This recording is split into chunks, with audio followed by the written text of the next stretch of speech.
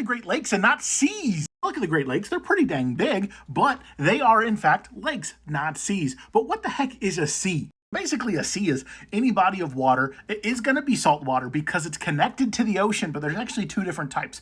There's the type that's just in the ocean, kind of surrounded by land, and then there's ones that are nearly fully surrounded by land. So like you have the Philippine Sea, got cut off up there, and then the Coral Sea. Those are the two biggest, but you might see the American Mediterranean Sea. What the heck is that? I've never heard of it until researching this, but the American Mediterranean Sea is actually the Caribbean Sea, which is a sea inside a sea. Whoa. And then the Gulf of Mexico or America or whatever you want to call it these days. These two mixed together is also a sea. So triple C, because the Gulf is also a sea. Hudson Bay technically is a sea. Sargasso Sea, also technically a sea. Very weird. Basically everything's a sea. You might be thinking, well, maybe it's salinity. The salinity? No, because Great Salt Lake is like 1 billion times more salty than the ocean. And it's not a sea. There's lots of them that are salty, but they're not seas. For instance, the Caspian Sea, not actually a sea. They call it a sea, and so it gets to be a sea, I guess. But technically, it's not directly connected to the ocean like the Mediterranean